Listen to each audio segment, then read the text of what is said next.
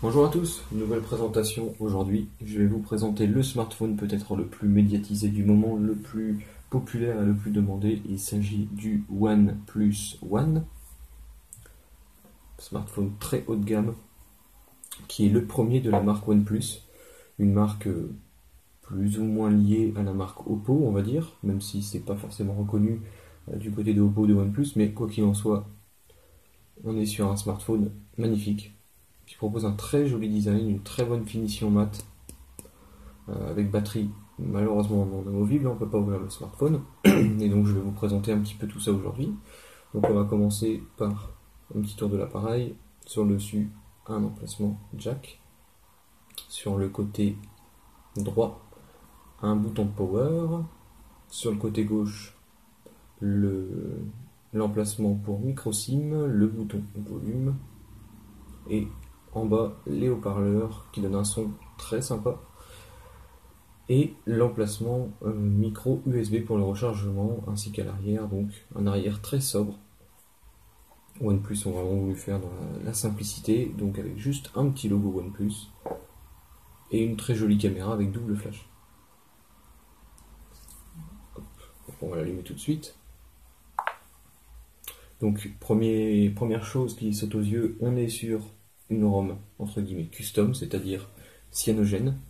Donc c'est un partenariat entre la marque OnePlus et Cyanogen qui font des ROM pour smartphone depuis maintenant plusieurs années. Et donc forcément on est sur la dernière version, la 11, qui propose des petites améliorations au niveau du design et surtout une meilleure ergonomie, avec par exemple vous voyez les icônes qui rappellent forcément un petit peu Windows 8 et son flat design et qui sont très agréables.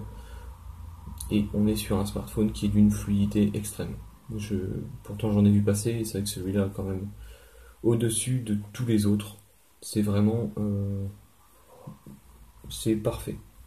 On peut rien lui reprocher. Il est vraiment excellent niveau fluidité. Donc au niveau de Cyanogen, c'est donc la version 11 qui est basée sur Android 4.4 KitKat. Donc c'est toujours aussi très appréciable. On va regarder ça dans les paramètres. Hop, mon doigt a bougé trop vite. À propos du téléphone. Voilà, Android 4.4.2. Je ne sais pas si on peut le faire. Voilà. Vous pouvez voir donc Android 4.4. Donc encore une fois, rien à reprocher là-dessus. Au niveau des applications fournies avec l'appareil, on se retrouve avec le grand classique, hein, les applications basiques, Chrome, etc., Google Maps. Rien de surprenant. C'est vraiment les applications de base fournies avec Android KitKat. Donc forcément la présence du Play Store. Donc on va regarder tout de suite un petit AnTuTu pour voir un petit peu les performances de l'appareil. Donc voilà, le score est sans appel, plus de 37 000 points.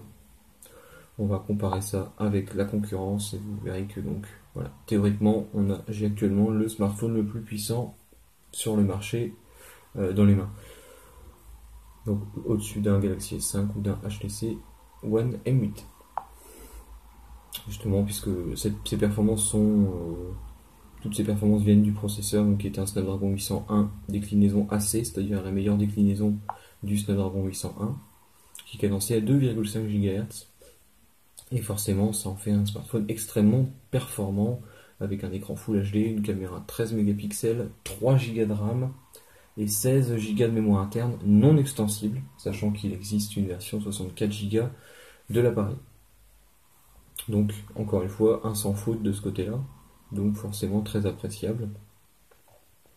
Sachant que l'appareil photo peut filmer en 4K, la caméra frontale fait 5 mégapixels. Donc vraiment le smartphone est irréprochable, on va dire, pour l'instant. Ensuite, je vais vous montrer le GPS, puisque c'est quelque chose qui intéresse régulièrement l'application, un petit bug. Donc un petit screenshot du GPS. Donc un fixe en 7 secondes 52. Rien à dire. Encore une fois, je pense que forcément le smartphone est fortement aidé par le Snapdragon 801 qui a une puce GPS très performante, donc forcément c'est quelque chose de GPS, c'est pas vraiment quelque chose qui sera gênant, forcément qui sera même très performant. On va faire un dernier petit tour dans les paramètres. Donc il y a une petite nouveauté d'Android KitKat que vous connaissez peut-être. Tout peut être paramétré depuis ici, l'écran, etc., etc. Donc Android KitKat est de toute façon beaucoup plus agréable à utiliser que Android 4.2 par exemple. Et on a bon espoir que Android 4.4 arrive sur tous les smartphones de la boutique par exemple. Alors, au niveau donc, de la langue, voilà, le smartphone est proposé dans toutes les langues.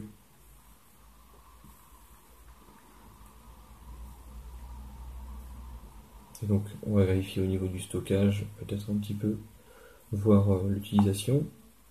Donc, une seule ROM, c'est quelque chose de... Une seule ROM au niveau de la mémoire, c'est-à-dire que la mémoire n'est pas divisée en deux comme c'est régulièrement le cas sur Android. Donc 16, c'est un smartphone 16 Go, mais il vous reste donc 12 Go à 14, plus un petit peu d'utilisation de tout ça. Donc bon, ça sera certainement suffisant pour la majorité d'entre vous. Et au niveau de la RAM, donc là par contre c'est beaucoup plus frappant, on est sur un téléphone 3 Go de RAM, ce qui est vraiment énorme, voire je pense même plutôt inutile, mais bon c'est toujours appréciable de les avoir. Donc 768 MO utilisés, il reste encore 2 Go, donc vous avez largement de quoi faire. Enfin, je vais aller sur internet pour voir un petit peu, pour voir la fluidité de l'appareil.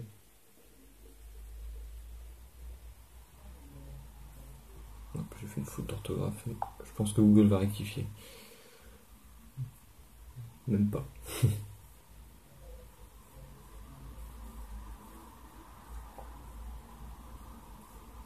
Mais encore une fois, rien à reprocher, hein, il est vraiment extrêmement véloce.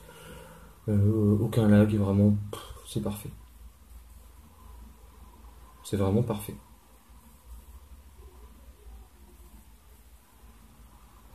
Donc l'écran propose un rendu, vous n'aurez peut-être pas l'occasion de vous en rendre compte, mais le rendu est excellent. Vraiment rien à redire là-dessus.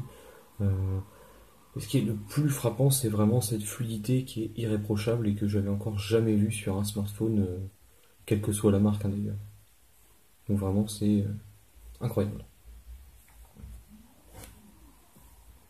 Donc voilà, je pense que je vous ai fait une bonne petite présentation de l'appareil. Donc il s'agit du OnePlus One, proposé dans sa version cyanogène, sachant que il existe la version ColorOS, une ROM qui est utilisée par exemple dans les Oppo. Donc c'est, à titre personnel, je pense que la version cyanogène sera la plus réussie, puisque forcément on a quand même une expérience dans les ROM pour cyanogène, donc ce qui fait un téléphone extrêmement fluide, et certainement qui sera fortement suivi en termes de mise à jour. Donc vraiment que des points positifs pour ce smartphone qui coûte un peu moins de 400 €. Quand on voit le tarif proposé pour un S5 ou pour un HTC One M8, je pense que le choix de cet appareil devrait se faire assez naturellement. Voilà, donc je vous dis à bientôt pour une prochaine vidéo.